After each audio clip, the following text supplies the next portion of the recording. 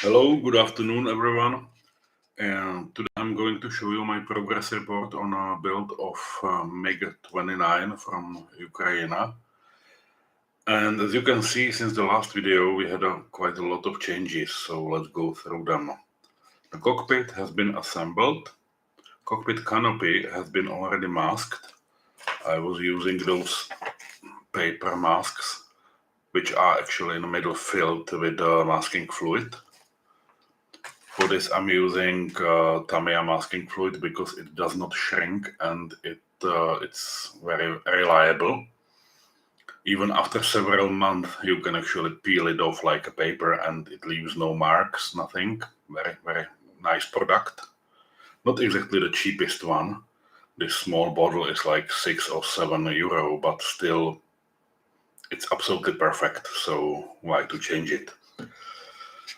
The cockpit will be open, which means that the front part is glued tight, and the part that will be opening is actually just holding again on this masking fluid that fills all the gaps. So hopefully I did it properly and no color will go inside the cockpit now.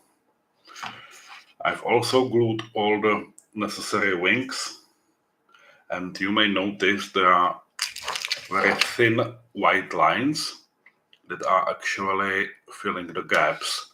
For that, I'm using this Vallejo putty, and it's pretty much the best product on the market as far as I know, because you just apply it with this very handy applier, and immediately you take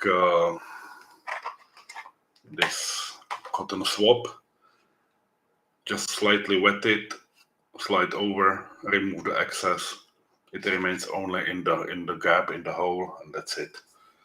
I was using it quite a lot because on a few places there are small but quite visible misfits of the parts. The same goes for the undercarriage. Okay, or underside. So the model is pretty much ready. I've already cleaned it with a soapy water. And now I'm ready for priming, which means that I have the model itself and some additional parts like undercarriage covers, antennas, pitot tube, etc. For the priming, I'm actually using this combination because it covers very nicely and it does not smell much. It's the usual combination of AK high compatibility thinner and Mr. Hobby Aqueous black surfacer. This Aqueous edition is really not completely without any foul odor, but yeah, it's very mildly smelly, so nothing difficult. You can even use it in the apartment and nothing goes wrong. Obviously, use some sort of respirator or half mask or something to protect your breathing system, but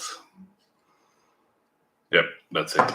Okay, it's already mixed. I'm usually using the ratio 1:3 in favor of thinner. And now I'm just going to very shortly, very gently prime all the parts.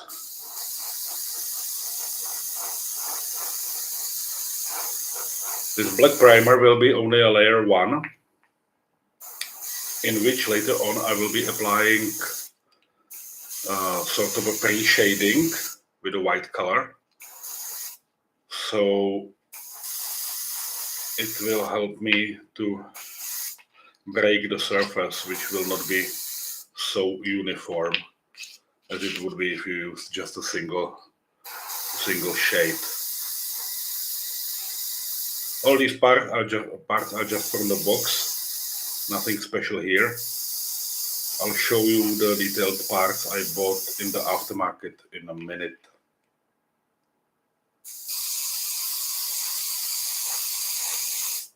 Also, with the black primer, it's quite handy that you immediately see what is covered and what is not.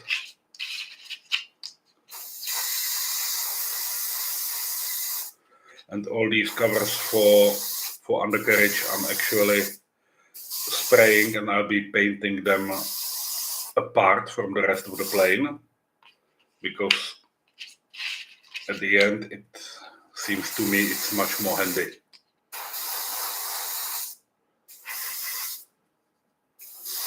This was the first careful coat, and with this combination of surfacer and thinner, within like few minutes you may actually apply another one. It's really drying fast, and the surface is really stable and hard. So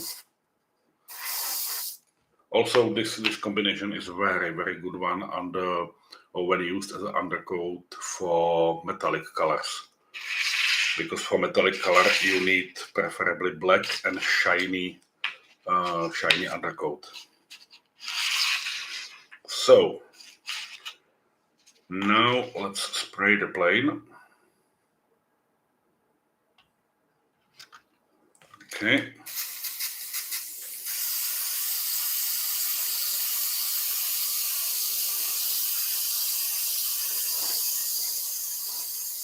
As you can see, I'm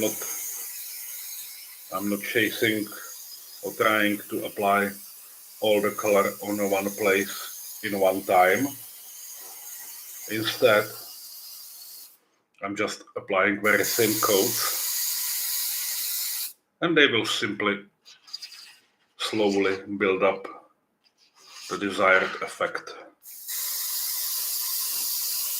Because if you stay with a spray gun, with an airbrush too long on one space, you are just risking to overspray it, to fill all the nice and tiny details, nice and shallow details. So it's always better to just go really bit by bit.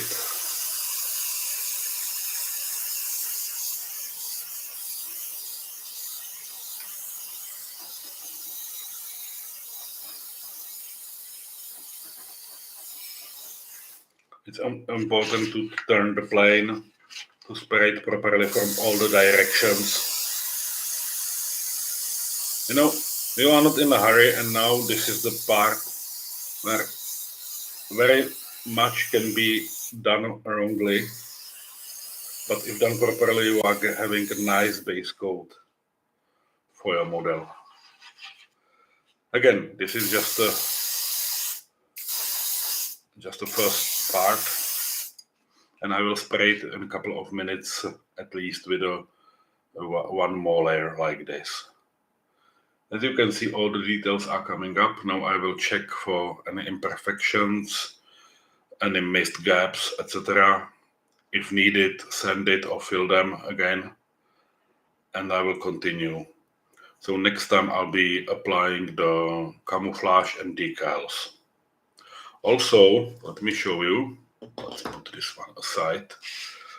There is one quite a handy idea. If your model is partially colored or primed, I usually use those plastic boxes. So the model can be actually placed in there and is pretty much dust proof. That's it. That goes for all the parts. You just leave a very small hole for air to actually be able to ventilate out. And that's it. It's quite important, because if you skip this part of the process, you will end up with a model that will have a surface full of dust, which you actually don't want. And now let's check the parts that I already prepared and painted. There are just a few of them. Again, stored in something which is not allowing the dust to get to them. As you may see, here is the front wheel section, already prepared. Here are the wheels. And later on I will be also applying all the lights that are mostly on a wheel legs. But these will be really the last part and will be added by super glue. Before the priming, it's very important to go through the manual and really make sure that all the steps, all the parts in the build are actually properly added into the kit. I'm using just simple system. If I'm absolutely sure that all the parts from one step are glued, applied, accounted for, I make a check mark. If I'm skipping something, I'm just crossing it out. In this particular case, I lost this piece somewhere, so I had to redo it from the very thin styrene board. And as you can see, there are a few steps that I'm going to do which are actually rounded. These drill marks depends on what I'm actually hanging under the wings, so let's see about it later. But it's really important to double check to make sure that parts that you currently did not process are actually marked, and later on you can get to them and quickly realize what is missing. This meticulous approach will actually ensure that you are not using or that you are not missing any parts for priming and later for color application. Yeah, as you can see, I'm basically leaving out only the glass parts now, or the transparent parts, and that's it. Okay, thank you for watching. Should you have any questions, feel free to ask. Have a nice rest of the weekend and see you later, guys. Bye.